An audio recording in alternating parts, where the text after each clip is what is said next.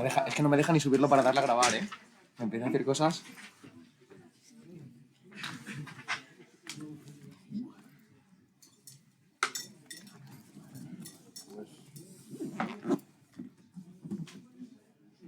Ahora cuando se sienten esos... No, te introduzco. Voy a decir ahora récord profesional, méritos... Apagar el micrófono quien lo tenga por ahí encendido, que está sonando. Que hay un micrófono encendido por ahí, mirad, a ver. Que está sonando. ¿No? Es que me estaba sonando por aquí como... Vaya paranoia. Bueno, vamos a empezar ya la última conferencia y qué mejor forma de cerrar estas jornadas, que la verdad es que lo están petando y estamos súper contentos con la conferencia de nuestro querido Fernando Soler, que... Vaya puta, pero bueno, ya me puso la matrícula. Que su conferencia se llama Calpolangi, el y el de hoy, y pues ya le doy la palabra a él. Pues lo primero de todo quería comentar precisamente a propósito del título, porque bueno, pues, me preguntaron, ¿danos un título? Pues bueno, el título que se me ocurrió. Y luego, trabajando en el desarrollo de la conferencia, pues de alguna manera me di cuenta o me dio la impresión de que podría haber una cierta ambigüedad en el título, es decir, que se podía dar lugar a una mala comprensión de lo que quería plantear, en el sentido de que al hablar del fascismo, el de ayer, refiriéndome evidentemente al concepto de fascismo que desarrolla Calpolangi, y el de hoy, podría dar la sensación de que habría dos bloques, digamos, en la conferencia. No es así. Es decir, hay solo uno.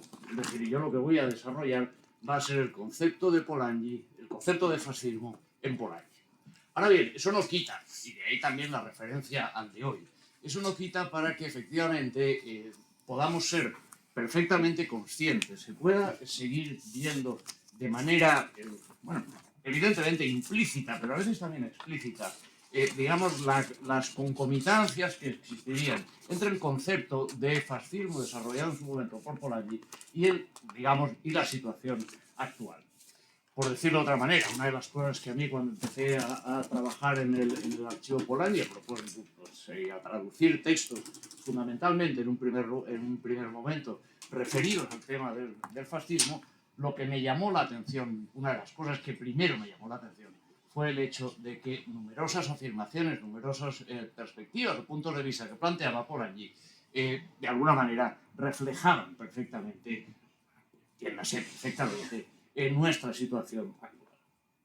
En todo caso, dicho esto, pues empiezo un poco con el desarrollo del tema, que, bueno, deberíamos partir desde la consideración de que es obvio que ya no puede decirse hoy por hoy que Calpolanyi, o sea, en 1886-1964, sea un total desconocido en nuestro país. Ya no es un total desconocido. Pero es también indiscutiblemente cierto que el conocimiento que tenemos de él, la difusión del pensamiento que hemos tenido de Polanyi en nuestro país, no es comparable con el que se puede tener en ámbitos centroeuropeos, en ámbitos anglosajones.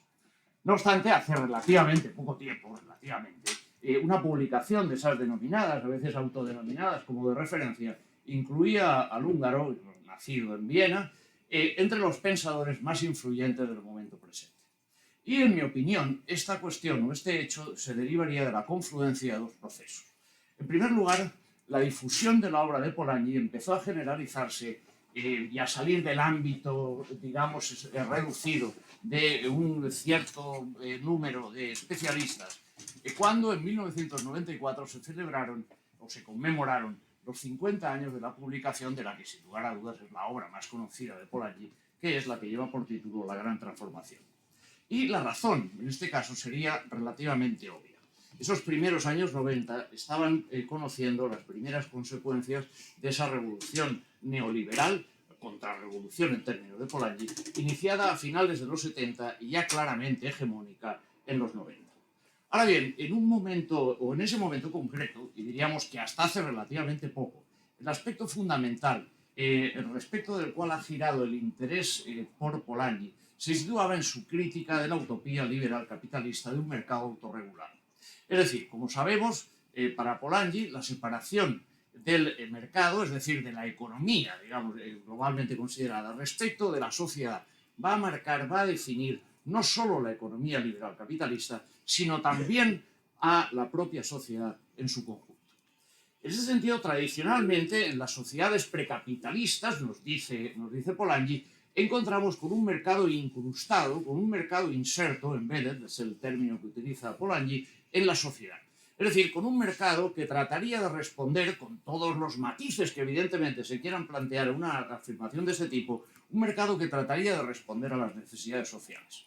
Por el contrario, en la economía liberal de mercados autorregulados, en la economía liberal de intercambios competitivos, va a ser la sociedad en su conjunto la que se deba poner al servicio de las necesidades del mercado. Y esta novedad, es una novedad insólita, esta consideración de la vida económica es, nos dice Polanyi, y cito, totalmente no natural en el sentido estrictamente empírico de que es excepcional. De manera muy clara, Polanyi va a expresar esta diferenciación apelando al contraste entre una sociedad con mercados y una sociedad de mercado. Y es en esta última la sociedad de mercado, sería la que marcaría la utopía liberal. La economía se ha autonomizado y así, de esta manera, la actividad económica, cuyo objetivo se entiende que es la obtención de un siempre mayor beneficio privado y en absoluto satisfacer las necesidades sociales, se va a convertir en un fin en sí mismo.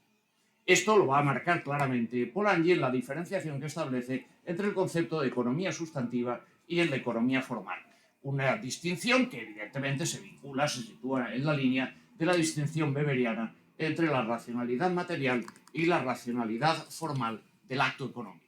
O si se quiere, si nos remontamos todavía más en el tiempo, se vincularía con la diferenciación establecida por el pensamiento clásico griego, por Aristóteles, si queremos decirlo así, entre el oikos, la oikosnomia y la crematística, es decir, la economía y la crematística. La situación en la que nos encontramos, por resumirlo en pocas palabras, es una situación en la cual lo que antes era economía, lo que los clásicos entendían como la economía, esa oikosnomia, es decir, el tratamiento de los asuntos de la casa, ha pasado a convertirse, ha sido sustituida por la crematística. Es decir, por la consideración de la obtención de siempre más beneficio como el objetivo fundamental. Bien, el proceso de implantación de esa irracional aberración que supone la conversión de la sociedad en un mero instrumento de las necesidades económicas, de las necesidades del mercado, o por decirlo de otra manera, ese proceso que impone un mercado plenamente autorregulado y que por tanto acaba autorregulando al todo social, es el tema básico que va a tratar Polanyi en la gran transformación.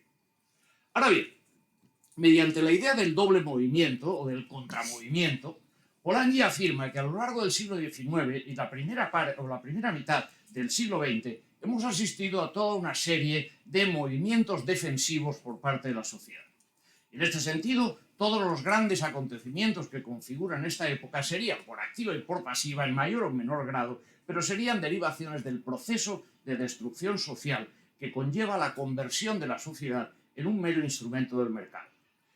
La aparición y pujanza del movimiento obrero, las catástrofes que suponen las dos guerras mundiales, la gran crisis de finales de los años 20 y principios de los 30, la aparición del New Deal, la aparición, si quiere, también de la socialdemocracia, el keynesianismo, el intento de construcción del socialismo en la URSS y la creciente fortaleza del movimiento socialista, le llevan a Polanyi en esa época de entreguerras, digamos, a considerar que con la posguerra se ha iniciado una nueva etapa en la que, conscientes de la monstruosidad que ello implicaba, hay una cosa que sí que ha terminado, hay una cosa que sí que ha desaparecido. Y lo que entiende Polanyi, digamos, en los años posteriores a la Segunda Guerra, es que, efectivamente, lo que ha desaparecido es el mercado autorregulado y el mercado, en consecuencia, también autorregulador. En su criterio, y aunque haya sido en base a un enorme sufrimiento, estamos finalmente persuadidos del proceso de destrucción social que supone un capitalismo liberal de mercados plenamente autorregulados y en el que la sociedad, la política, solo interviene para, digamos, para garantizar el correcto funcionamiento de las leyes del mercado. Unas leyes del mercado que, como sabemos y como declarará a finales del 18 Edmund Burke, son leyes de la naturaleza y, por tanto, leyes de Dios. El establecimiento de un nuevo entorno institucional, y no deja de ser curioso que la publicación, el año de publicación de la Gran Transformación, 1944, coincida con la reunión que se llevará a cabo en la pequeña localidad estadounidense por nombre Bretton Woods, que es donde se va a articular todo, digamos, toda la estructura económico-financiera de la posguerra. Ese proceso, esa transformación institucional y la difusión consiguiente de políticas que, como ya he comentado antes, podían calificarse como keynesianas, marcan sin lugar a dudas una nueva etapa. Es en este nuevo entorno institucional que se va a crear, de alguna manera, un contexto económico y social de cierta estabilidad, particularmente favorable a la acumulación de capital industrial, al crecimiento de la producción y a la mejora en las condiciones de vida de la clase obrera, obviamente, de los países del centro del sistema. Son los que se conocen como los 30 gloriosos. Es decir, esa época que nos lleva entre 1945, que nos sitúa entre 1945 y 1975. Es cierto que esta época irá desapareciendo conforme la crisis de mediados de los 70 vaya cediendo el paso a la aparición progresiva o la progresiva expansión de políticas o de las políticas neoliberales. También es cierto que este crecimiento económico del centro del sistema se apoya en buena parte, no solo, pero en buena parte, sobre la base colonial imperial a que se somete a la periferia y a la semiperiferia. Y conforme se vaya ampliando ese proceso el proceso de descolonización subsiguiente al final de la Segunda Guerra, sobre la aparición de un nuevo imperialismo económico informal que va a limitar las condiciones de desarrollo autónomo de los nuevos países. Pero también es cierto que Polanyi, que murió en 1964, no pudo constatar claramente estos procesos. Lo que Polanyi conoce es el fin, lo que él denomina el fin del siglo liberal. Ese siglo liberal que sitúa entre 1834, cuando él entiende que por fin no lo dice en buen sentido, pero finalmente se ha instaurado la fuerza de trabajo como mercancía, es decir, se ha producido la mercantilización definitiva de la fuerza de trabajo y de alguna manera se ha dado, pues, digamos, ha terminado el proceso de construcción del modo de producción capitalista pleno. Por un lado, digo, el fin, lo que Polanyi conoce, digamos, el siglo liberal 1834-1929, es evidente por qué sitúa esta fecha la crisis económica del 29. Y la generalizada, lo que él entiende, que es una toma de conciencia generalizada de que el sometimiento de la sociedad a las exigencias del mercado no puede tener otra consecuencia más que la destrucción social. El final de la guerra va a marcar en apariencia el triunfo de los movimientos de autodefensa que la sociedad había ido generando frente a esa abominación de la sociedad de mercado.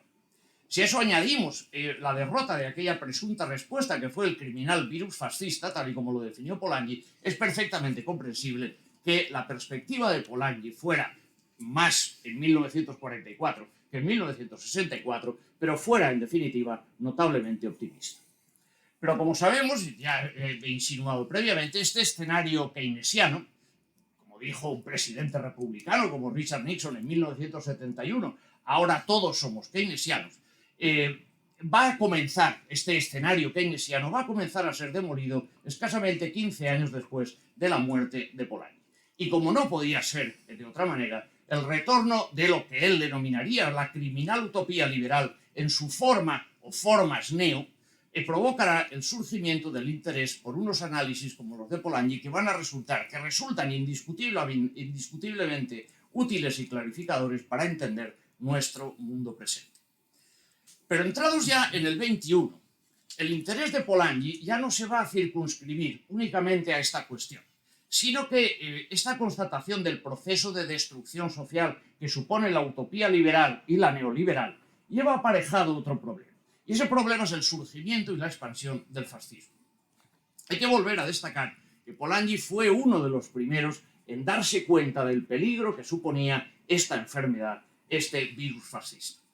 A grandes rasgos, una de las tesis básicas de Polanyi sería que la Gran Guerra supuso la implosión de esos 100 años de paz evidentemente entre las grandes potencias europeas, pero en esos 100 años que nos llevan de 1834 a 1914 se producen decenas, centenares de guerras, pero son mayoritariamente guerras coloniales. En todo caso, en esos 100 años de paz que se habían producido entre las potencias europeas o que se van a desarrollar entre el fin de las guerras napoleónicas y el Congreso de Viena en 1815 y 1914, con el estallido de la Gran Guerra, van a implicar, van a saltar, en definitiva, estos 100 años van a saltar por los aires. ¿Y qué es lo que va a saltar? Es decir, ¿qué es lo interesante o lo decisivo que va a saltar por los aires?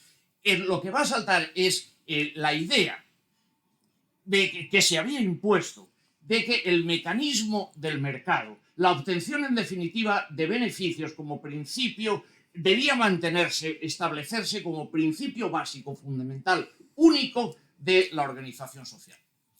Si sobre el papel esta organización social iba a proporcionar a los seres humanos no solo un ingente incremento de riqueza, sino también paz y libertad, el fracaso se mostraba absoluto. Por tanto, parecía imponerse una lógica orientada a la democratización del Estado liberal. También una democratización que evidentemente también debía abarcar a su vertiente económica. Democratización que se movería en consecuencia hacia el socialismo, así como hacia la convivencia, se entendía la convivencia pacífica entre los diferentes pueblos autónomos. No obstante, los años 20 son años, en general, conservadores y contrarrevolucionarios. Recordemos que Polanyi define al fascismo como la contrarrevolución internacional. Las clases dominantes, preocupadas por el mantenimiento de sus privilegios y efectivamente preocupadas por los procesos revolucionarios, no solo en Rusia, sino también en Alemania o en Hungría, van a tratar o se van a empecinar en la reconstrucción del orden anterior a la guerra. Y esa obsesión, que acabará desembocando, como ya hemos comentado, en una atroz crisis económica en 1929, así como el rechazo radical a cualquier alternativa democrática y socialista, van a sumar a la crisis económica la crisis política, lo que en última instancia va a acabar alimentando el desarrollo del fascismo en buena parte de Europa. Italia, Austria, Hungría, Alemania, Eslovaquia, Estonia, Grecia, Bulgaria, Polonia, Portugal, España, por mencionar solo países en los que el fascismo llega al poder. De esta manera, Polanyi analiza la crisis de la sociedad liberal y la imposibilidad de su reforma en el sentido de una profundización de la democracia. Pero precisamente en esta línea plantea el por qué la alternativa fascista a la crisis del modelo liberal de mercado autorregulado va a acabar asumiendo un papel determinante. Ya en 1937, y con el trasfondo de la guerra provocada por el alzamiento fascista español, Polanyi nos avanza que el resultado final de la aparición de esa bestia fascista que, cual monstruo de Frankenstein, deja de obedecer a sus amos, no puede ser otro más que una nueva conflagración mundial. Si el fascismo, dice Polanyi, es un esfuerzo por reafirmar el capitalismo con el objetivo de salvarlo, esto supone que esa reforma solo es posible bajo el liderazgo capitalista, lo que convierte a la guerra en la solución al problema económico del capitalismo. Porque en definitiva de lo que se trata es del conflicto entre fascismo y democracia, y no, como algunos repiten de una manera tan estridente como falsa, del conflicto entre fascismo y socialismo o entre fascismo y comunismo. Plantear el problema sobre esta disyuntiva entre fascismo y comunismo es tratar de ocultar la realidad mediante bombas y bombas no precisamente de humo. No es casual que, por ejemplo, tanto Mussolini, Hitler como Franco intentaran legitimar sus actos mediante la apelación a esa disyuntiva. Pero la verdad puede entenderse que es muy otra, porque como es sabido en el caso, por ejemplo, de la insurrección en España, esta no puede legitimarse como un acto de defensa frente a la amenaza comunista, porque tal cosa no existía en ese momento ni cuantitativa ni cualitativamente. En el año 36 esa amenaza sencillamente no existía. De forma solo aparentemente paradójica, va a ser precisamente el estallido del conflicto bélico lo que incrementará por distintas razones, por ejemplo, la capacidad, la disciplina organizativa, la traición de las democracias occidentales, el apoyo de la URSS, etcétera, y otras, van a ser estos elementos los que propiciarán la presencia, los que, digamos, incrementarán la presencia y la influencia del Partido Comunista de España. En definitiva, y por decirlo una vez más con palabras de Polanyi, el socialismo es un sistema económico. Su alternativa a día de hoy es el capitalismo. El fascismo es una forma de sociedad. Su alternativa es la democracia. Por tanto, afirmar que el comunismo, sigo citando a Polanyi, es la alternativa al fascismo, es oscurecer la cuestión a favor de la posición fascista. No fascismo y comunismo, sino fascismo y democracia son las alternativas a las que se enfrenta hoy la humanidad política y socialmente. Bien, Domenico Losurdo, en su libro El pecado original del siglo XIX, indicaba que este pecado consiste en olvidar que el fascismo no es el hermano gemelo del comunismo, no es el hermano nacido, surgido como respuesta a este, sino que considera, remitiendo a autores además tan diversos como puede ser Franz Fanon, Hannah Arendt o Arnold Toynbee, y podría haber mencionado evidentemente también a Polanyi, que el fascismo es el hijo del colonialismo capitalista. El exterminio despiadado de indígenas americanos derivado de la afirmación como ley natural del derecho del más fuerte, una afirmación planteada desde Vittoria Grocio, pasando por Hobbes y Locke, para justificar, evidentemente, cada uno de ellos sus respectivos imperialismos nacionales, y la tendencia subsiguiente a exterminar las razas inferiores que no resulten dignas de sobrevivir, sea por su incapacidad para incorporarse al nuevo sistema productivo capitalista, sea por su ocupación de un espacio considerado un espacio vital para las necesidades de los superiores, moral e intelectualmente. Y a este respecto, por ejemplo, querría citar unas frases célebres de uno de los más importantes presidentes de Estados Unidos, que es Theodore Roosevelt, que fue presidente entre 1901 y 1909. Es decir, no estamos hablando ya del siglo XVI, no estamos hablando del siglo XVII, estamos hablando de principios del siglo XX. Y estamos hablando de uno de los presidentes más populares, entre otras cosas porque se decía que era muy campechano. Aquí ya sabemos lo que significa que se sea muy campechano. Pues bien, en estas frases Roosevelt dice lo siguiente: no me atrevería a decir que los únicos indios buenos son los indios muertos, pero sí 9 de cada 10. Y preferiría no tener que investigar muy detenidamente el 10º caso. El cowboy más depravado tiene más altura moral que el indio medio. Los indios son temerarios, vengativos, diabólicamente crueles, roban y asesinan, no a los vaqueros que pueden cuidar de sí mismos, sino a los indefensos y solitarios colonos de las llanuras. De los negros dice que, vuelvo a citar, como raza en conjunto son inferiores a los blancos y, cita, son inhábiles para el sufragio y por lo tanto concederles el derecho a voto rebajaría, vuelvo a citar, a partes del sur de Estados Unidos al nivel de Haití. Otra cosa a considerar es esa obsesión con Haití. Bien, estas consideraciones, decía, sobre la necesidad y conveniencia de eliminar a, cito, las bestias salvajes entre las cuales los hombres no pueden vivir ni tener seguridad, en este caso parágrafo 11 del segundo tratado de Locke, es decir, aquellas que dificultan, aquellos individuos, aquellas bestias que impiden digamos, la expansión hacia el oeste, en el caso que estamos hablando, no plantean mayores diferencias respecto de aquellas que utilizarán los nazis para expandirse hacia el este en busca de su espacio vital, propiciando así la deportación, el asesinato o la esclavitud de las poblaciones eslavas. En la famosa conferencia de Nuremberg, organizada por el oligarca Thyssen, el del museo, en la que el 27 de enero de 1932 Hitler presenta su proyecto a los grandes industriales alemanes, Hitler no tiene empacho alguno en declarar: la raza blanca solo puede mantener su posición actual si se mantienen las diferencias de nivel de vida en el mundo. Dad a nuestros llamados mercados de exportación el mismo nivel de vida que tenemos y encontraréis que es imposible conservar la preponderancia de la raza blanca, la cual se expresa no solo en el poder político de la nación, sino también en la posición económica del individuo. Bien, de manera similar, las apelaciones de Leopoldo II de Bélgica, uno de los mayores criminales de la historia, llamando a la lucha contra la esclavitud, la ignorancia y el paganismo para justificar la conversión del Congo en una colonia privada, que eso es lo que se hizo, lo que hicimos los europeos cuando en 1885, en la conferencia de Berlín, con Escuadra y Cartabón, no repartimos África, concedimos generosamente esa colonia privada a Leopoldo II de Bélgica, no a Bélgica. No será hasta posteriormente que cuando el escándalo de lo que estaba ocurriendo en el Congo fuera generalizado, que el país Bélgica asumirá el control de, digamos, de la colonia. En todo caso, como digo, el Congo, si alguien no se ubica muy bien, el Congo es prácticamente un país que tiene 5 veces la extensión de España. El Congo es 80 veces la extensión de Bélgica. Pero bueno, en definitiva, Leopoldo II argumentó frente a la conferencia de Berlín que de lo que se trataría, cito, es de llevar la civilización a esa parte del globo donde aún no ha llegado, disipar las tinieblas que envuelven todavía a poblaciones enteras.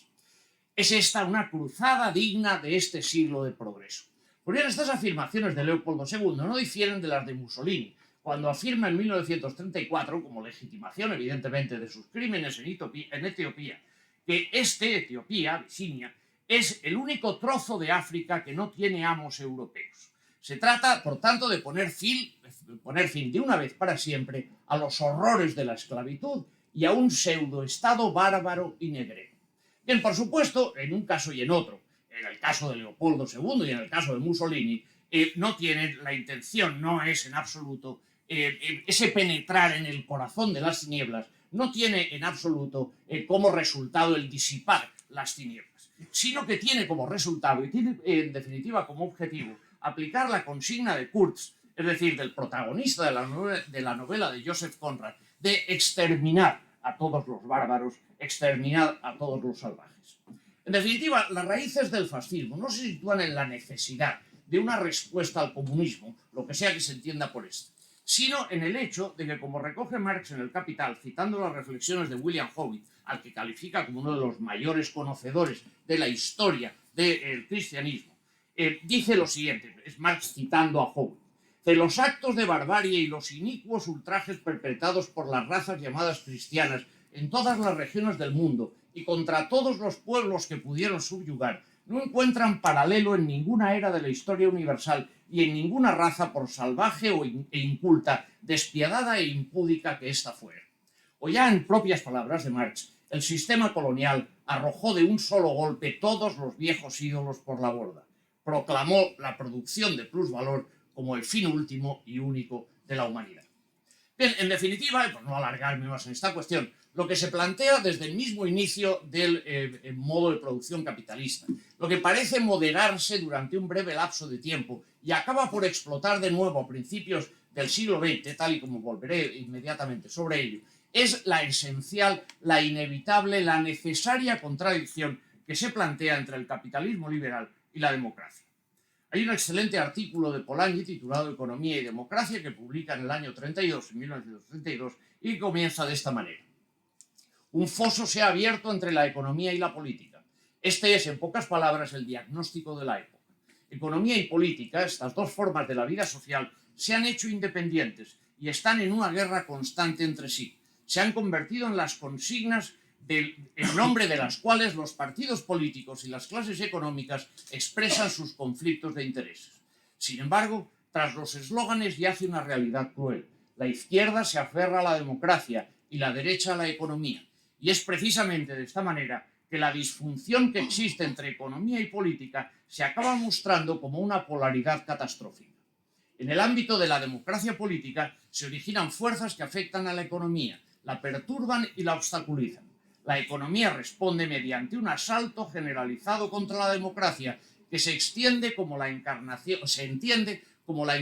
de un antieconomicismo irresponsable e irreal.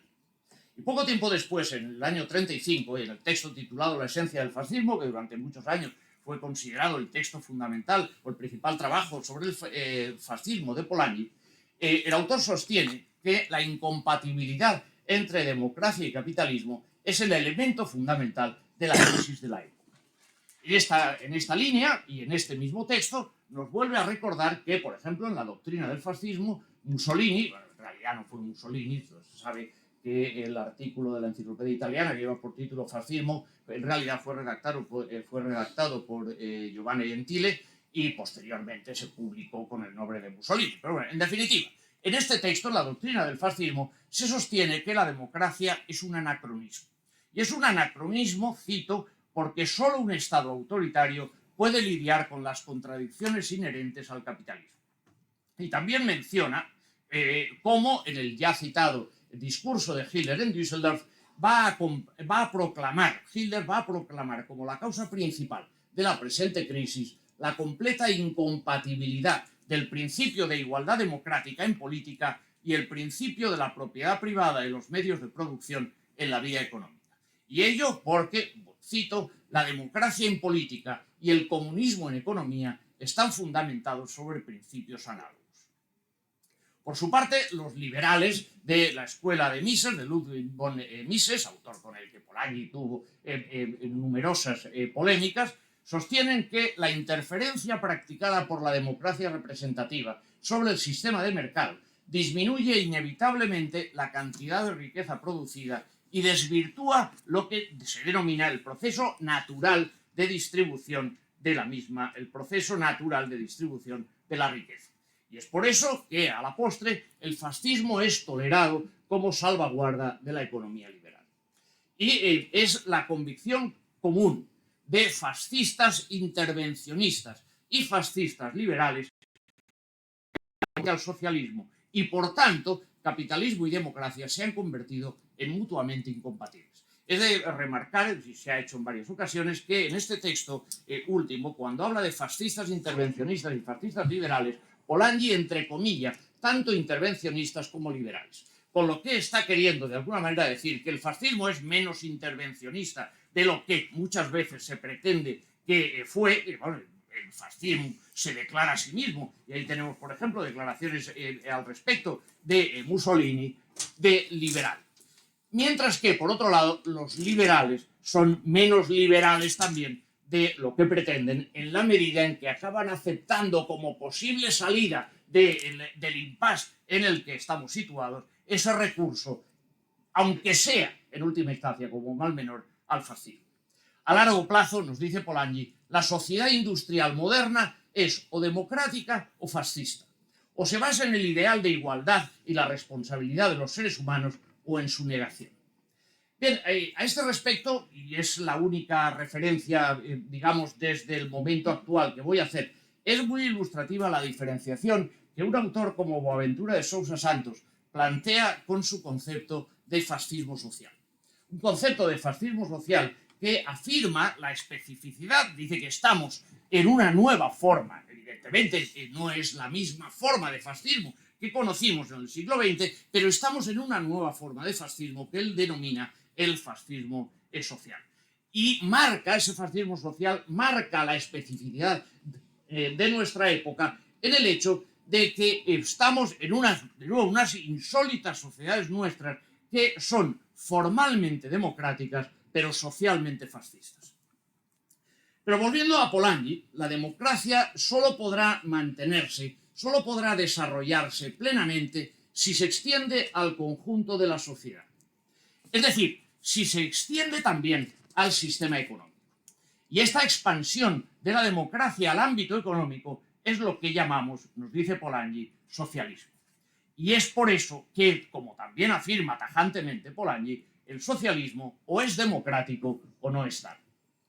De ahí que aquellos que quieren restringir el alcance de la democracia dirigen sus ataques contra el socialismo, intentando siempre, dice una vez más Polanyi, explotar los prejuicios de las masas y mantenerlos más fácilmente en estado de sometimiento.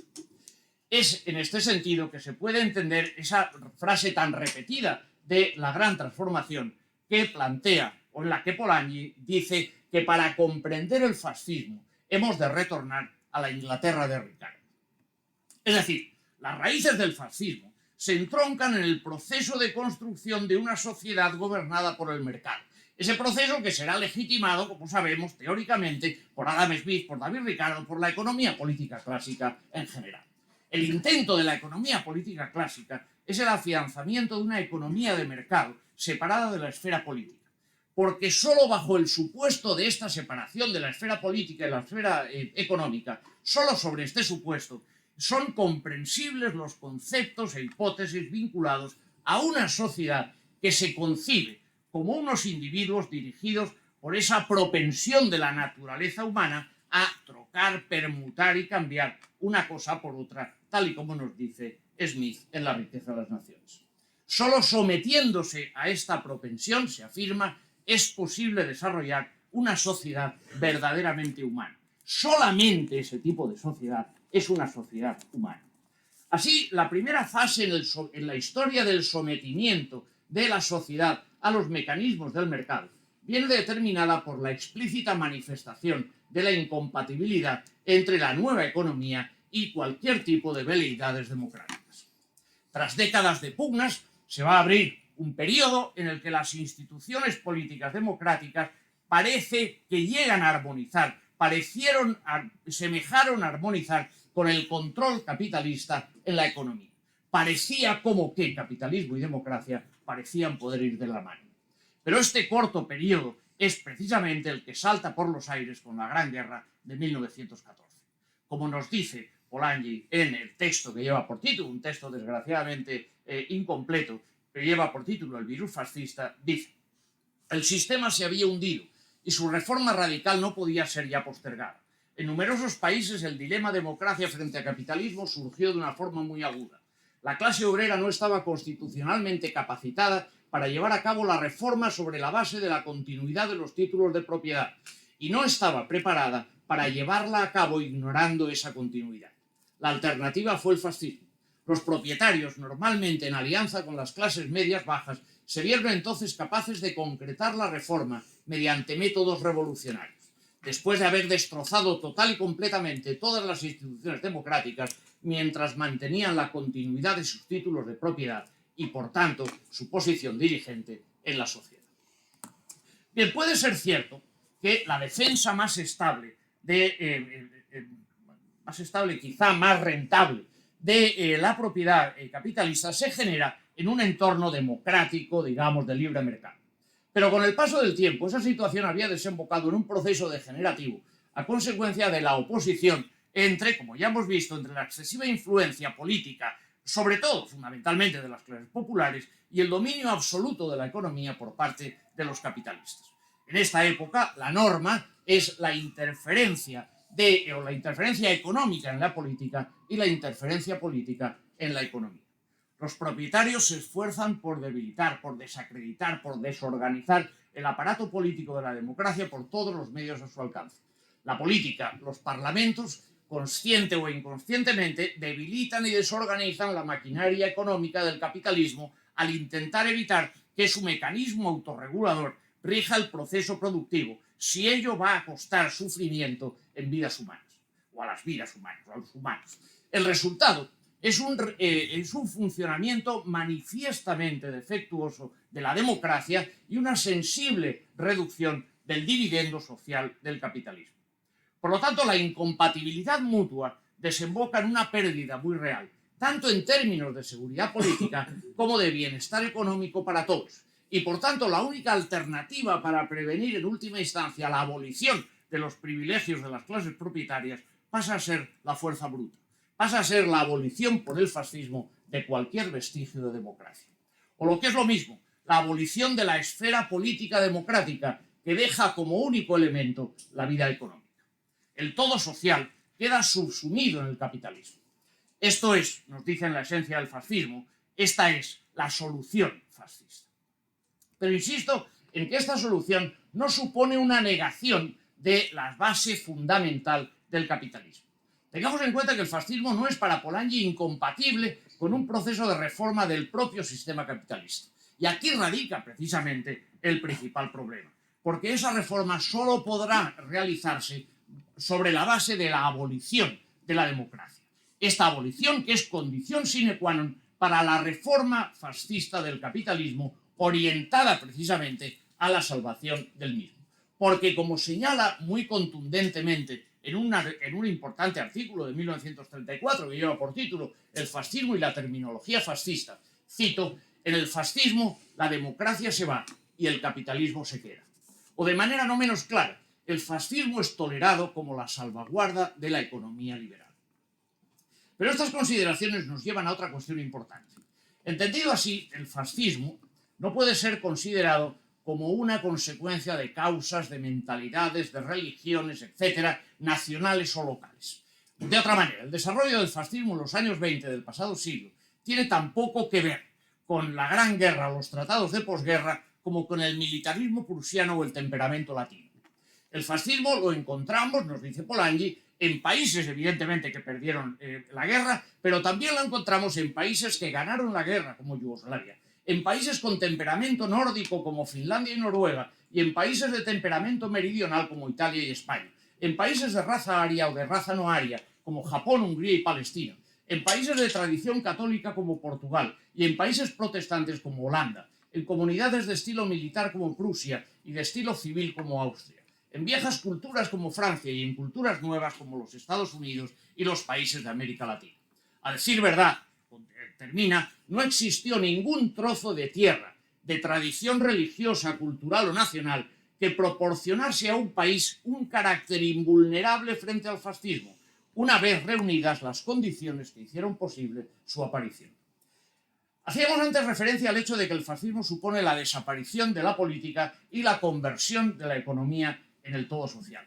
Pues bien, una consecuencia importante que se deriva de todo esto será, dice Polanyi, o entiende Polanyi, la desaparición del mismo individuo como tal.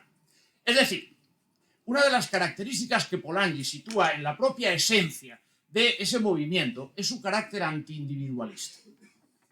Si el fascismo es más que un mero movimiento político como objetos políticos, es decir, si, como afirma Polanyi, si el fascismo es una filosofía, podemos ver el texto de Estado y el individuo en el fascismo, la característica fundamental de esta será su carácter antiindividualista y, en consecuencia, su radical oposición a perspectivas individualistas que, como dice Polanyi, o como dice Polanyi, serían la cristiana o la socialista. Esta afirmación puede resultar, a primera vista, puede resultar extraña, pero lo que plantea Polanyi es que, en primer lugar, el fascismo, y ahí cita a Krieg, pero cita también a Othmar Spann y a Ludwig Klages, como, digamos, los más importantes filósofos del fascismo, en este caso el fascismo alemán. El fascismo, digo, repudia los últimos 500 años de pensamiento moderno. El fascismo proclama un contrarrenacimiento, rechazando, por supuesto, los ideales ilustrados de libertad, igualdad y fraternidad, porque estos son los términos sobre los cuales se levanta el concepto occidental de democracia. Es decir, estos conceptos ilustrados de libertad, igualdad y fraternidad, que tendrían, dice Polanyi, su precedente en el concepto cristiano de hermandad, y que se fundamentarían sobre el individuo, acaban derivando en la democracia y, en última instancia, acaban derivando en el socialismo. Pero ese individuo del que se está hablando en esta perspectiva, no es tanto una mónada leibniziana sin ventanas que se desarrolla plenamente como individuo. No es, digamos, sin relaciones.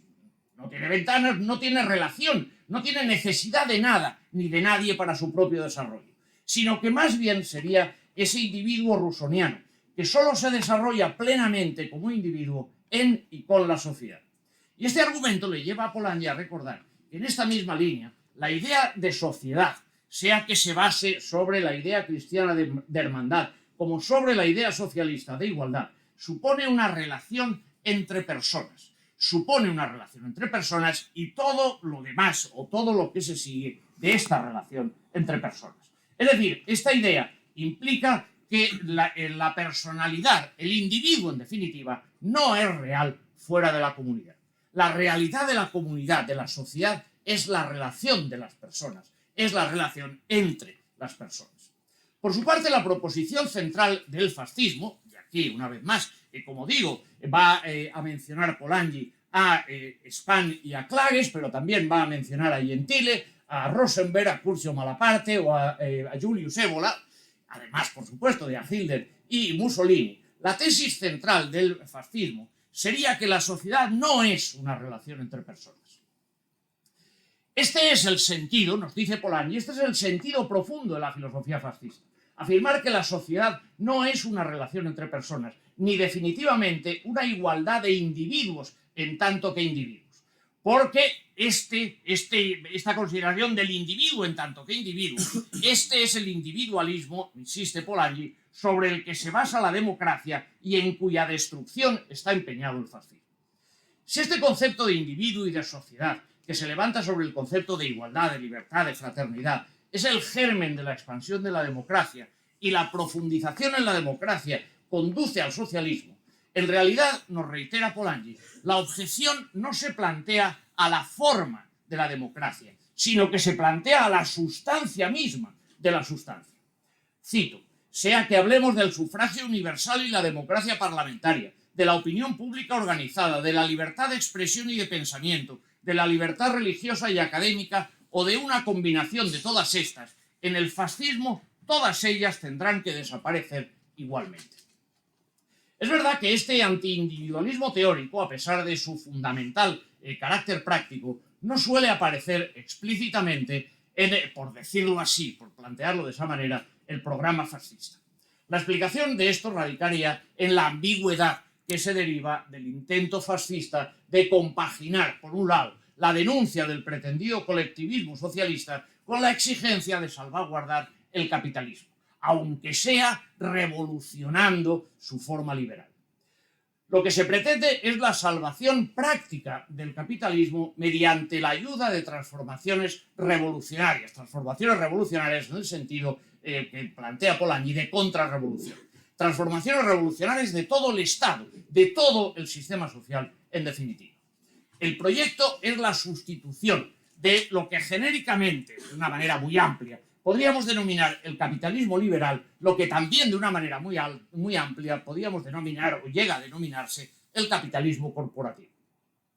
La realidad es que estos proyectos de este tipo, se quedaron casi completamente en eso, en proyectos. O mejor, se quedaron en meras declaraciones de intenciones, se quedaron en pura verborrea propagandística similar a la retórica anticapitalista del fascismo. Curiosamente, donde más llegó a desarrollarse, quizá por una cuestión de tiempo, donde más llegó a desarrollarse ese esbozo de Estado corporativo fue, como decía, en la España franquista. Pero hay, asimismo, otros elementos que configurarían la perspectiva del fascismo, aunque algunos de ellos deberemos matizarlos en mayor o en menor medida. Ya había insinuado que el fascismo tiene un origen y una extensión de ámbito internacional. Esto es, el fascismo no deriva de las características específicas, sean estas las que sean, de una determinada nación, de una determinada religión, de un pueblo, etc., sino, como ya hemos dicho, de un marco general. El fascismo, como el socialismo, estaba enraizado en una sociedad de mercado que se negaba a funcionar, dice Polanyi. Abarcaba, pues, todo el planeta. Su alcance era de escala mundial, universal en sus efectos. Sus consecuencias trascendían la esfera económica y engendraron una especie de gran transformación de carácter claramente social. El fascismo impregnó casi todos los ámbitos de la actividad humana, políticos o económicos, culturales o filosóficos, artísticos o religiosos, y hasta un cierto punto se fundió con tendencias propias del lugar y de la esfera de actividad. Resulta imposible, termina este texto, resulta imposible comprender la historia de este periodo si no se diferencia el impulso fascista subyacente de las tendencias efímeras con las que su acción se fusionó en los diferentes países. Y quisiera destacar especialmente esta frase. Porque, una vez más, me contradigo y vuelvo al tiempo presente. Esta frase nos puede servir perfectamente para entender todas aquellas apelaciones o todas aquellas consideraciones de qué se hace, lo que hacemos, a la reaparición del fascismo. Con independencia de que no estemos asistiendo a una reproducción, eso sería absurdo pretenderlo, a una reproducción tal cual. Es decir, con independencia de que efectivamente el fascismo del siglo XX tuvo unas determinadas tendencias, pero que esas tendencias hay que entender que son efímeras. Lo que hay que entender, lo que hay que tener presente, sería ese impulso fascista subyacente. Esa es la cuestión fundamental. Y si aceptamos partimos de este planteamiento, quizá nos ahorraríamos muchas discusiones a propósito de si fascismo ahora se puede hablar o no se puede hablar de fascismo. En este sentido, por ejemplo, Polanyi sostiene que el fascismo no plantea tampoco necesariamente un carácter nacionalista o ultranacionalista. Es cierto que el ultranacionalismo, si se quiere llamar así, el nacionalismo radical, fue un elemento ampliamente utilizado tras la Gran Guerra, sobre todo, fundamentalmente, en los países vencidos, con el objetivo de curar las heridas. Pero en otros lugares y en función de las circunstancias, encontramos movimientos fascistas antinacionalistas, movimientos fascistas incluso pacifistas, como en Austria, Holanda, Noruega o en los mismos Estados Unidos. De manera similar, Polanyi considera también que si bien puede considerarse como generalizable un sentimiento racista, un sentimiento supremacista, no puede afirmarse que una característica esencial del fascismo sea el antisemitismo. Es indiscutible que este va a cumplir un papel decisivo en el fascismo de algunos países y va a incrementar exponencialmente su carácter criminal. Pero no es un elemento sine qua non para definir el fascismo como tal. Es decir, no es un elemento que por sí mismo nos pueda servir para, definir el fascismo más allá de características coyunturales específicas. Por otro lado, y de manera un tanto rápida, en un texto de 1938 titulado Las bases psicológicas del fascismo, Polanyi menciona también algunos puntos que en mayor o menor medida suelen aparecer vinculados al fascismo. Los menciono simplemente porque son bastante obvios. En primer lugar, el principio del liderazgo, la figura del líder, esa figura de ese hombre que debe dirigir la nación, que debe dirigir al país. Por otro lado, el antifeminismo, nos dice Polanyi, el conflicto entre sexos está siempre latente y la propaganda sobre estas bases puede resultar atractiva, sobre todo cuando se vincula al conflicto económico. Hay que mandar a las mujeres de vuelta a casa. Más aún, el otorgar a los hombres la superioridad sobre las mujeres es una compensación importante para ellos, porque son inferiores en la fábrica y en el taller. Por otro lado, el nacionalismo agresivo, la monotonía y la soledad de la vida cotidiana, la inseguridad y la incertidumbre, tanto económica como social y cada vez, yo creo, más claramente emocional, la sensación de derrota derivada de la competitividad permanente. Todos estos elementos son importantes. Todos estos elementos pueden formar parte, en mayor o menor medida, de lo que denominamos del fascismo. Son elementos que pueden servir, en definitiva, para tratar de establecer la respuesta que puede que sea la respuesta más determinante. Bueno, hay que plantear la pregunta cuya respuesta podría ser más determinante. Y esa pregunta es la siguiente. ¿Qué factores apelan al pueblo en la propaganda fascista? ¿Y qué circunstancias producen la predisposición a escucharla? Y digo esto porque quisiera terminar vinculando estas preguntas con otra afirmación importante asimismo de Polanyi. El triunfo del fascismo no se deriva necesariamente de la cantidad que puedan suponer sus seguidores frente al conjunto de la población de un determinado estado, sino del hecho de que el fascismo está estrechamente imbricado, está estrechamente relacionado, está presente en órganos fundamentales del Estado, como son, evidentemente, los cuerpos policiales, el ejército y, yo creo que cada vez está más fuera de duda, la judicatura. Su triunfo no depende, por tanto, de la cantidad de sus adeptos, sino del carácter cualitativo que imponen sus cómplices necesarios. O por utilizar una vez más las palabras de Polanyi, en este caso en el texto La filosofía del fascismo, los factores más importantes, nos dice, que impulsan un cambio hacia el fascismo son a. El apoyo tácito que encuentra en las clases dominantes, especialmente en el ejército, la policía, la judicatura y los capitalistas de todos los partidos, incluyendo a menudo a las iglesias. Ahí cita explícitamente a Austria y España. B. La falta de resistencia por parte de las otras clases, incluyendo la clase obrera, sea por su desilusión ante las políticas previas, sea por la fuerte presión del fascismo, no plantean ninguna política alternativa al fascismo. Voy a terminar, creía que iba a ocupar más tiempo, no sé, bueno, no sé ahora mismo, yo creo que Pero bueno, no, ya termino. Pensaba que me he ido demasiado rápido quizá porque creía que no iba a tener tiempo para llegar. Pero bueno, en definitiva, termino. Y termino una vez más, evidentemente, mencionando a Polanyi. Es una carta al editor de una revista húngara que se llamaba Al-Azhatar, el Horizonte, y escrita en 1927. 1927. Vuelvo a insistir que, aunque es lógico que el núcleo, el grueso fundamental de los textos de Polanyi sobre el fascismo se vayan a publicar en la década de los 30 y todavía a lo largo de la década de los 40, es lógico porque responde a una situación muy concreta, una situación específica, en concreto, por ejemplo, al nombramiento como canciller de Hitler el 30 de enero de 1933. Aunque es lógico que en ese momento el fascismo se convierta en un tema fundamental, no es verdad que Polanyi empiece a hablar del fascismo en el año 32, en el año 33. No. Hay un texto que lleva por título Racistas en Berlín, que es un texto de 1922. Este texto en concreto, como decía, es de 1927. Y en él dice lo siguiente. El fascismo no es una fórmula abstracta. Es una realidad concreta que solamente podrá ser derrotada por una democracia que sea igual de auténtica, capaz de interpretar los hechos, de esperar pacientemente, pero capaz también de tomar decisiones. Por bien, tengo la inquietante sensación de que si esto es así, nuestra democracia está muy lejos de cumplir esas condiciones para derrotar el fascismo. Y esa inquietud quizá se incrementa todavía más ante la constatación obvia de que parece que cada vez nos queda menos tiempo para reaccionar. Y bueno.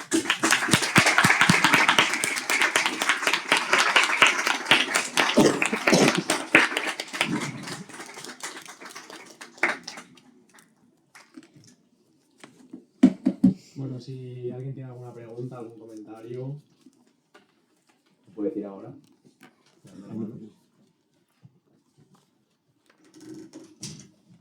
Muchas gracias por tu intervención. Quería preguntar si, más allá de toda esta explicación que has hecho y de la interpretación que tiene o la explicación que hace Polanyi del fascismo, si en su obra da un peso mayor o menor a lo que es la faceta cultural o directamente la subsume en las dinámicas económicas que has explicado, porque al menos en el campo de la historiografía pues hay un sector, digamos, importante que hace una interpretación de los orígenes del fascismo en clave más que económica, cultural, pues, de herencia de la crisis secular y todos los cambios que se producen en las décadas previas al fascismo, y en ese sentido, pues, preguntar qué posición tenía él al respecto y si pues, directamente subsume la economía o no. El punto de partida básico del análisis es esa contradicción fundamental que existe entre el ámbito económico y el ámbito político. Es decir, ahí es donde se sitúa el problema.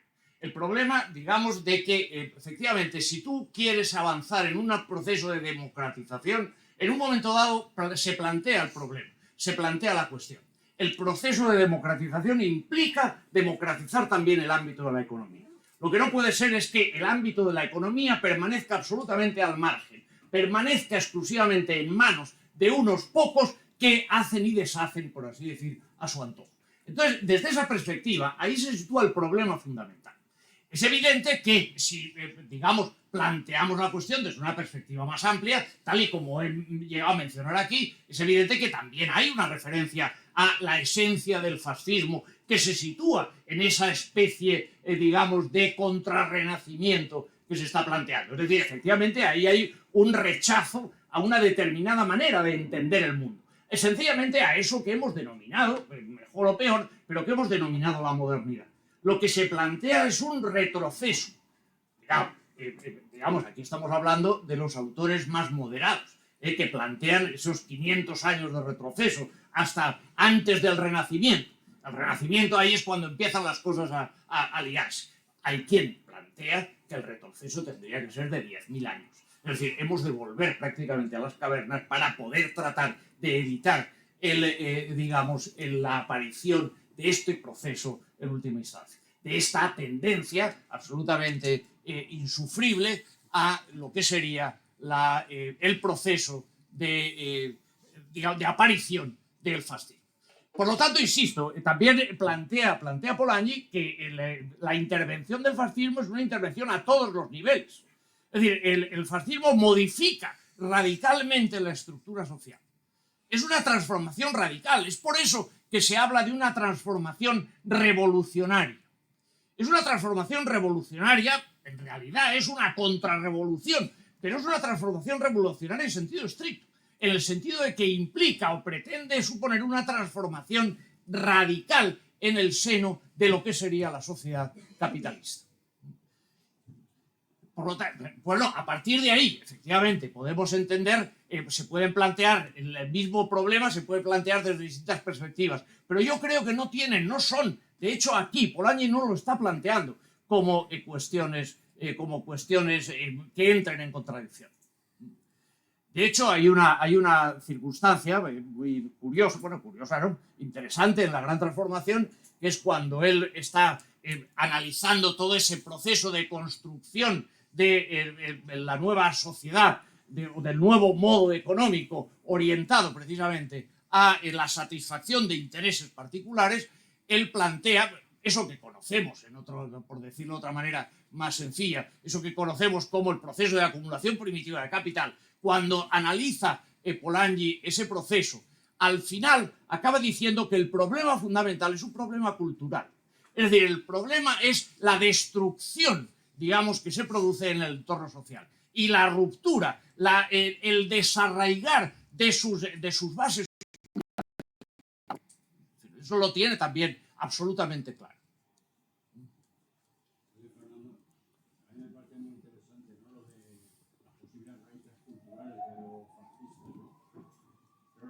Comentar, ¿no? Es un caso concreto, ¿no? De cómo el gran capital, digamos, se quita la máscara e interviene directamente en lo político, que antes parece que eso queda, digamos, como en la esfera de los secretos, ¿no? Pero bueno, lo digo porque aquí, por ejemplo, durante los años más duros de la crisis, tuvimos, por ejemplo, de ministro de Economía a Luis de Guindos. Pero es que Luis de Guindos, antes de ser ministro de Economía, era el hombre de Lehman Brothers, que sabéis que eso fue cuando cayó el banco Lehman Brothers, salió en todos los medios de comunicación que era la mayor estafa piramidal de la historia. Y el hombre Portugal de España de Lehman Brothers era Luis de Guindos. ¿Cómo se ha borrado esa frontera, ¿no? Aparentemente, ¿no? Que había antes entre lo económico y lo político? Es que en realidad esa barrera no se ha borrado nunca. Es decir, esa barrera, porque en realidad podríamos decir que no ha existido siempre y no ha existido nunca. Es decir, la contradicción está latente desde el minuto uno, por decirlo así. Como ya he dicho, es decir, efectivamente pasamos por distintas fases. En un momento dado, hay, digamos, en esa época, digamos, vinculada a esos procesos de acumulación primitiva, ahí no hay ningún tipo de veleidad democrática. Es decir, ahí si nos vamos a todos los teóricos del siglo XVIII, si nos vamos a los teóricos de la economía política clásica, ahí no hay ningún planteamiento democrático. Ahí no hay perspectiva democrática ninguna. Ahí se es perfectamente consciente de que, bueno, hay unos individuos que no tienen nada y que por lo tanto han de trabajar para vivir, que es lo que denominamos en esa época los pobres, y hay otros individuos que tienen, porque hay otros que no tienen que trabajar y por lo tanto pueden dedicarse a esa actividad tan complicada que es la política. Es decir, esa diferenciación está clara desde el primer momento y podemos irnos, pues bueno, podemos hacer un repaso, podemos hablar de Mandeville, podemos hablar de, no sé, de Sieyès, por ejemplo, el abate Sieyès, el conocido abate Sieyès, digamos, uno de los instigadores, entre comillas, de la Revolución Francesa con su texto del Tercer Estado. El abate Sieyès lo tiene clarísimo. Sí, todos somos ciudadanos, pero hay ciudadanos de primera y de segunda, aunque no lo establezca así. Es decir, hay unos individuos que tienen que trabajar para vivir y, por tanto, esos individuos no pueden tener ningún tipo de incidencia en la vida política del Estado. Sí, era una democracia censitaria. Sí, efectivamente, pero bueno, pero muy restringida. Yo recuerdo, algunos hemos comentado, el porcentaje de población que en España tiene derecho a voto a mediados del siglo XIX no llega al 1%. Por lo tanto, efectivamente, hay una, digamos, ¿quién puede votar? Puede votar el propietario, puede votar el ciudadano es el que tiene propiedades, y por lo tanto ese puede votar, pero eso es una cuestión absolutamente restringida. El sufragio universal, cuidado, el sufragio universal masculino no se instaura en la Revolución Francesa hasta la llegada al poder de los jacobinos. Y por tanto, quiero decir que eso, ahí se... ¿Qué pasa? Que como la diferenciación es tan grande, el problema surge cuando efectivamente por las presiones, digamos, por decirlo así, por entendernos, digamos, del creciente, del cada vez más potente movimiento obrero, empezando desde el movimiento cartista en 1830 en Gran Bretaña, va a ir ganando peso político, digamos también, esas clases, van a ir ganando peso político esas clases populares. En Inglaterra, o en Gran Bretaña, mejor, entre el principio de la guerra, de la Gran Guerra, de la Guerra del 14, y el final de la Primera Guerra, pasan prácticamente el número de personas con derecho a voto se multiplican por 10. Pasa aproximadamente, no recuerdo exactamente las cifras, pero venían a estar de 1,8 millones de personas con derecho a voto a 18 millones. Evidentemente, esa irrupción de esa gente nueva es la que trastoca el problema, es la que trastoca el equilibrio. Trastoca el equilibrio en el sentido de que cada vez van a ser más exigentes, van a querer efectivamente que su participación en el juego democrático tenga una recompensa, le sirva para obtener mejoras, por ejemplo, en su calidad de vida. Pero cuando estiramos, por decirlo así, cuando se quiere estirar demasiado de la cuerda, es cuando surge el problema. Porque si seguimos la cuerda no podemos estirar de ella indefinidamente. No podemos, porque, insisto, vuelvo a lo que decía al principio, estirar demasiado de la cuerda es trasladar la perspectiva y el planteamiento democrático también al ámbito de la economía. Implica el plantearse una propiedad colectiva y no privada, por ejemplo, de los medios de producción. Pero ¿eso qué es? Por decirlo así, eso es socialismo. La propiedad colectiva de los medios de producción, eso es socialismo. Entonces, ahí es donde se produce la ruptura. No podemos permitir que se siga estirando de esa cuerda, porque eso nos aboca al socialismo. Eso, en última instancia, nos aboca al comunismo. Por lo tanto, hay que romper. Y esa ruptura es lo que marca, lo que plantea el fascismo.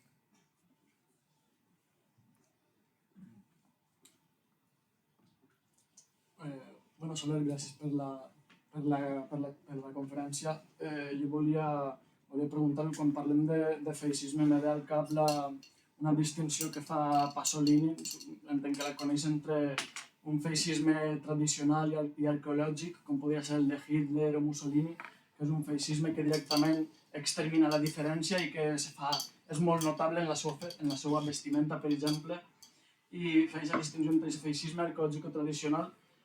El distinguia d'un feixisme que ell relaciona en la societat de consum, en un feixisme de la societat de consum. Això ho analitza ell en una obra que es diu El fascismo de los antifascistas, en els anàlisis que fa de la seva Itàlia entre els 60 i entre els anys 60 i 90. Respecte a aquesta distinció, entenc que aquest feixisme que descriu ell de la societat de consum és un que, en vez de ser tan directe com l'anterior, és més invisible en les seves manifestacions, o potser més sutil. És un que se pot manifestar dia a dia i que els individus que estan baix d'aquest sistema de producció o d'aquesta realitat dominant d'alguna forma l'interioritzen i l'exercicen, fan exercir la violència que aquest sistema de producció dominant transmet, el perpetuen, i se m'ocorrís en aquest sentit que és algo com el que podria denunciar Foucault en el seu text de Contra la vida no feixista, aquest feixisme que podem interioritzar i que és el que, per exemple, entre moltes altres coses, és el que ens pot portar a defendre o inclús demanar mecanismes o dispositius punitius o de control, com podria ser uns que assenyalaves tu al final, la policia, la presó, que crec que són sense dubte mecanismes o institucions o règims classistes, per el fet de que, totalment per el fet de que si el preu de la transgressió és una multa, pues el ric ahí no té problema. Entonces no sé qué te parece toda esta distinción y... Bueno, eso que acabas de decir lo estamos viendo estos días, no hay que irse muy lejos. Pero bueno, hombre, vamos a ver, son planteamientos distintos, son momentos, como decíamos antes, son momentos distintos. Y efectivamente, bueno, Pasolini está hablando de un momento determinado que además se recoge dentro de eso que hemos denominado, que se ha denominado los 30 gloriosos, es decir, ese momento, digamos, de auge, de incremento económico, de mejora de las condiciones de vida de la clase trabajadora, de la clase obrera en el centro del sistema. Y bueno, y evidentemente, de alguna manera, lo que está marcando ahí Pasolini es un poco la contradicción que eso implica. La contradicción que eso implica en el sentido de que, bueno, efectivamente estamos, en última instancia, estamos aceptando un modo de vida que no nos corresponde. Y estamos, en última instancia, potenciando, estamos legitimando también ese modo de vida, esa sociedad que en realidad no es la sociedad que merecemos. Pero ahora, quiero decir, el planteamiento de Polanyi es un planteamiento un poco, como decíamos, un planteamiento más amplio. Es un planteamiento que efectivamente busca o se pregunta por ese tipo de cuestiones. ¿Por qué, en última instancia, digamos, el discurso fascista puede calar? ¿Por qué en un momento determinado ese discurso puede ser comprado por una parte, no digamos ni mucha ni poca, pero puede ser comprado por una parte de la población? Esa es la cuestión fundamental. Ya digo, el enfoque que está planteando Pasolini es un tanto diferente. Yo creo que ahí está utilizando, yo me atrevería a afirmar, que está utilizando de una manera un poco peculiar el término fascista. Es decir, está utilizando el término fascista casi de una manera para atraer la atención sobre un discurso que en realidad se está remitiendo o que se está refiriendo a lo que serían, en general, que no son solo, evidentemente, procesos circunscritos a un ámbito fascista, procesos de alienación. Es decir, la alienación que, de alguna manera, pues bueno, sigue alcanzando cotas de absoluta y de auténtica pesadilla, cada día más.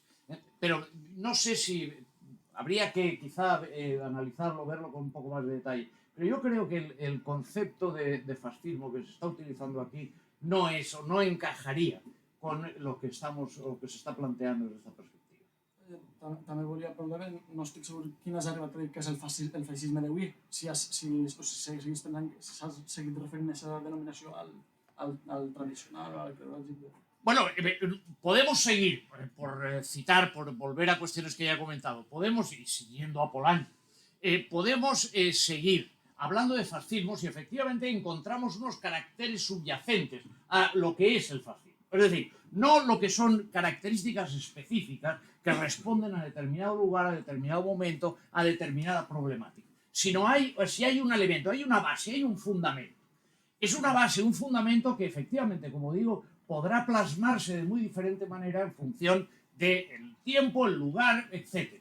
Pero efectivamente podemos entender, desde ese sentido, podemos entender que hoy, volver a remitir a Sousa Santos, en este momento asistimos a la aparición al establecimiento de una nueva forma de fascismo, que, insisto, no es el mismo, no puede ser el mismo, sería absurdo, no puede pretender ser el mismo que el de hace 100 años. Pero efectivamente podemos hablar de fascismo en la medida que encontramos elementos que siguen manteniéndose o que siguen remitiendo a ese movimiento originario que fue el fascismo. Y en buena medida el planteamiento, los argumentos de Sousa Santos no difieren demasiado de aquello que está planteando, como comentábamos hace un momento, desde una perspectiva como elemento fundamental Polanyi, que sería esa contradicción entre economía y democracia, es decir, la imposibilidad de que una sociedad de este tipo pueda llegar a tener una base, un fundamento democrático real. A lo que podemos asistir es a mayores o menores grados de democracia, podemos asistir, que es lo más probable, podríamos decir que es a lo que estamos asistiendo, a un proceso rapidísimo de degradación de la democracia.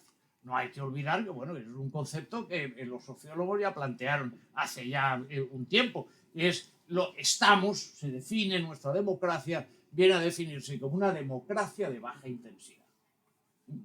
En eso es lo que estamos, una democracia de baja intensidad. ¿En qué consiste eso? Pues eso consiste prácticamente en nada. Eso consiste en que buena parte de todos aquellos elementos, todos aquellos avances, todas aquellas posibles intervenciones que se podían tener sobre la vida política, sobre la vida social, han ido desapareciendo y han quedado reducidas a prácticamente a un esperpento. Ese esperpento de cada X tiempo ir y votar. Y eso es ya lo que justifica todo lo demás. La democracia, insisto, de baja intensidad se define así. ¿No? Una pregunta. Haciendo hincapié en lo de Polanyi, está claro que la desregulación de los mercados producen, me estoy refiriendo a la época actual. Antes está claro, y la época también actual, la desregulación de los mercados producen bolsas de miseria, de exclusión social, eso lo estamos viendo en Europa con la desindustrialización y todo eso. Esas bases que se sienten excluidas se aglutinan en torno a señas de identidad, señas de pertenencia. Lo que pasa es que lo que no tengo claro es el gran capital que le va bien, si tiene elementos para apoyar esos movimientos, porque claro, en el momento que se ve amenazado sí, pero actualmente no veo o no acabo de vislumbrar que el gran capital, digamos, encuentre elementos porque está ganando dinero, tiene el control, pueda apoyar esos determinados movimientos. Perdón. Vamos a hacer esta última pregunta, ¿vale? Que ya nos estamos pasando un poco de tiempo, ¿vale? Son 20, pero no pasa nada, contestar lo que tengas que tardar y ya... me sabe mal, pero tenemos la sala un rato. Es una cuestión importante porque efectivamente marca una gran diferencia, digamos, con hace 100 años. Hace 100 años, digamos, el capital se podía sentir mucho más en peligro de lo que pueda sentirse ahora. Pero de todas maneras, digamos, tampoco están exento de peligro. Y hay cuestiones fundamentales. Hay cuestiones fundamentales como son precisamente el hecho de que, como tú has bien indicado, y es sencillamente el mismo proceso, hemos ido reproduciendo el mismo proceso, pero a mayor velocidad de lo que se produjo en ese siglo liberal que comentaba Polanyi, hemos ido repitiendo, hemos ido reforzando ese proceso de exclusión, ese proceso en el cual sencillamente la diferenciación, digamos, la ruptura entre la base y la estructura, digamos, de la sociedad, o la base y la superestructura, podríamos decir, bueno, no sé si está bien explicado, realmente empieza a romperse. Empieza a romperse porque efectivamente no hay constatación de una época en la que se hayan producido un incremento mayor y a tan gran velocidad de todos esos procesos que estabas mencionando. Entonces, cuidado, efectivamente desde esa perspectiva de, bueno, en la medida en que, claro, aquí Polanyi lo que habla es de movimientos de defensa. Ese proceso, ese siglo liberal generó movimientos de defensa, esos contramovimientos que quieren acabar con ese proceso mediante el cual la sociedad ha quedado sometida a los dictados del mercado. ¿Qué es lo que ocurre? Lo que ocurre, y eso es verdad que pero eso ya apela todavía más al pesimismo, es verdad que una de las características quizá actuales más llamativas y más lamentables es que no parecen vislumbrarse movimientos, digamos, contramovimientos, movimientos de autodefensa desde determinadas perspectivas. Desde la perspectiva, si podemos decirlo así, por hablar en términos, digamos, coloquiales, desde perspectivas de izquierda. Es decir, aquí a lo que nos abocamos es a una situación en la que yo creo, pues es una opinión, en la que yo creo que el gran capital, lo que se ve es amenazado por un proceso, que yo creo que es un proceso que evidentemente tiene fases, evidentemente tiene picos, y ahora estamos muy arriba, pero igual que estamos muy arriba, volvemos a estar muy abajo. Pero ese proceso de, digamos, esos picos, llevan a un proceso, podríamos denominarlo, podemos apelar a, digamos, a la ley, o aquella presunta ley, o la tendencia al descenso, a la disminución de la tasa de ganancia. Es verdad que esos procesos que se derivan o se vinculan con un amplísimo proceso de financiarización de la economía, está sometido a unos vaivenes que no se conocían hace 100 años. Es decir, lo que quiero decir es que los peligros a los que, digamos, no hay más que tener en cuenta, no hay más que recordar que la sucesión, las crisis económicas, las crisis financieras, cada vez se suceden con más frecuencia. Clarísimamente. Desde los años 70, la última crisis, la crisis de los años 73, a partir de los años 90, nos hemos encontrado con toda una sucesión de crisis financieras. Unas más importantes que nos pueden haber afectado algo más, otras algo menos. Pero hemos ido encadenando en estos últimos 30 años, desde el 97 si quieres, desde la crisis asiática, lo que se llamó la crisis de Asia, que luego repercutió fundamentalmente en Rusia y en Brasil. Desde la crisis del 97 hemos encadenado varias crisis económicas, y algunas de un calibre como la que se mencionaba antes del 2007-2008. El problema es que, digamos, hay una merma, podríamos decir, en la capacidad, por decirlo así, del capital productivo, del capital industrial. Y por tanto, ese capital se refugia en el capital financiero. Es un proceso que se inició en los años 70. Y ese refugiarse en el capital financiero implica un peligro absolutamente obvio, un peligro absolutamente fundamental. Yo no sé, si quieres, podríamos admitir, si quieres, que, estamos o se están poniendo la tirita antes de tener la herida. Están siendo precavidos. Están siendo precavidos porque esta situación por algún sitio reventará. ¿Por dónde? Yo, como decía, mucho me temo que reventará por donde yo por lo menos no quisiera que reventara. Pero bueno, estamos como solía decirse entonces, juego incierto. Pero efectivamente, es una cuestión que puede entenderse. Si hacemos una comparativa, digamos, estricta con lo que ocurrió hace 100 años, eso es un elemento, digamos, que distorsiona. Ahora bien, hay cuestiones subyacentes importantes que de alguna manera efectivamente permiten hablar de eso. De otra manera, de una nueva forma de fascismo. E insisto, es absolutamente recomendable la tesis de Boaventura de Sousa Santos sobre el fascismo social. Esa combinación de que nuestras sociedades son formalmente democráticas, en el sentido de que son esas democracias, digamos, de baja intensidad, pero en realidad, desde el punto de vista financiero, desde el punto de vista cultural, varios elementos que plantea el propio Santos son, digamos, sociedades fascistas.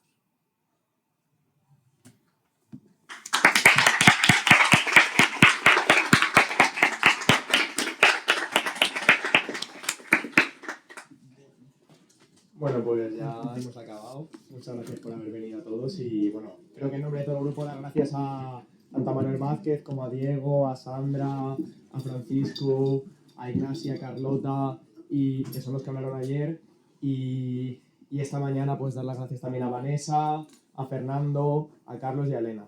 Y bueno, a todos por haber venido porque, joder, la verdad es que esto salga desde abajo, desde los estudiantes, es la polla que se pete tanto, incluso más que ciertas cosas organizadas por el fascismo de arriba.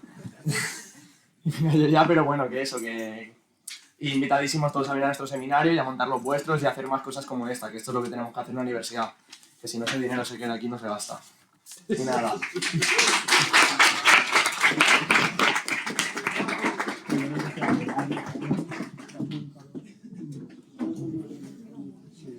Está muy bien, Fernando. Joder, sí, ha sido un cambio. Si es que se te nota nervioso los que te conocemos porque quieres decir muchas cosas. Sí,